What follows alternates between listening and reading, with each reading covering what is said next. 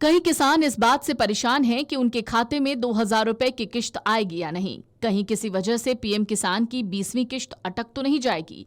यहाँ हम आपको पीएम किसान की 20वीं किश्त से जुड़े हर जरूरी अपडेट बता रहे हैं।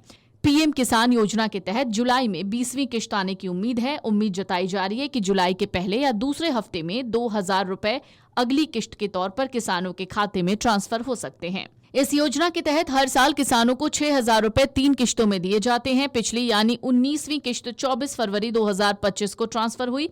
ये 4 महीने में किश्त दी जाती है। ऐसे में जून के अंत तक 20वीं किश्त आने की संभावना थी, लेकिन सरकार की तरफ से अब तक किश्त जारी न होने को लेकर अभी तक कोई जानकारी सामने नहीं आई। हालांकि जुलाई में भी ये किश्त आनी है या नहीं, इसका कोई आधिकारिक तारीख भी सामने नहीं आई है। पीएम किसान की अगली किश्त कई बार अटकती है और इसकी सबसे बड़ी वजह है अधूरी ई-केवाईसी, बैंक डिटेल में गड़बड़ी या मोबाइल नंबर अपडेट ना होना। अगर इनमें से कोई भी चीज अधूरी है तो आपकी किश्त अटक सकती है। इसलिए अभी से ये सब निपटा लीजिए ताकि जब सरकार 20वीं किश्त जारी करे तो पैसा सीधा आपके खाते में पहुंचे। अगर आपने अब तक ई-केवाईसी नहीं करवाई है तो आपके खाते में किश्त का पैसा नहीं आएगा। सरकार ने साफ कहा है कि बिना ई-केवाईसी के किसी को भी योजना का पैसा नहीं मिलेगा। अगर आपने अब तक ई-केवाईसी नहीं करवाई है तो तुरंत ये काम पूरा कर लें। बिना ई-केवाईसी के कोई किश्त नहीं भेजी जाएगी। कई किसानों को पिछली बार भी इसलिए पैसा नहीं मिला क्योंकि उनकी केवाईसी अधूरी थी या नाम आधार से मैच नहीं हो रहे थे।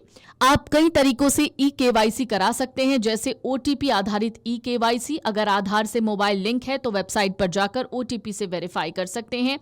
अगर ओटीपी नहीं आ रहा है तो नजदीकी सीएससी सेंटर पर जाइए और फिंगरप्रिंट से केवाईसी करवा लीजिए। बुजुर्ग या दिव्यांग किसानों के लिए ये सुविधा सीएससी सेंटर पर है।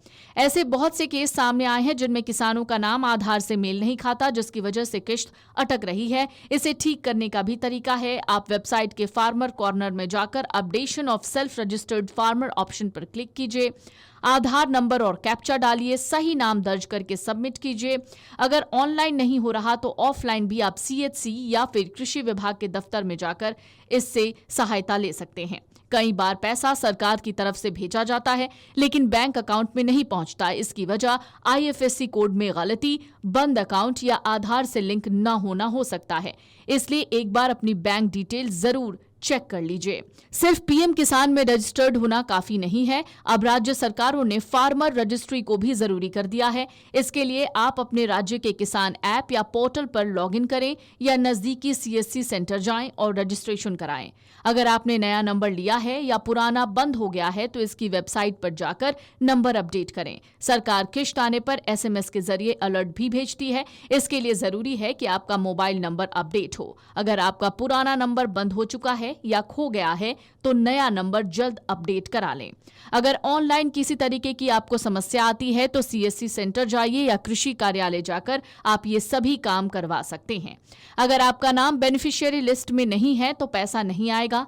ऐसे में आपका नाम लिस्ट में है या नहीं ये जरूर चेक कीजिए।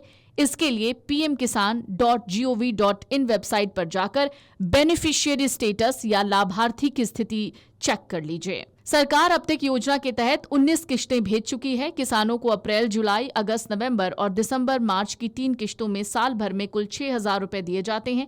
अगर आप चाहते हैं कि पीएम किसान योजना की 20वीं किश्त बिना अटके सीधे खाते में आए तो अभी से अपनी e-KYC, bank detail, mobile number और नाम सही करवा लीजिए। जुलाई में कभी भी पीएम मोदी इस किश्त को जारी कर सकते हैं। Video desk amarujala.com। अगर आप ये वीडियो YouTube पर देख रहे हैं तो हमारे चैनल को सब्सक्राइब कर बेल आइकन दबाएं और Facebook पर देख रहे हैं तो हमारे पेज को लाइक करें।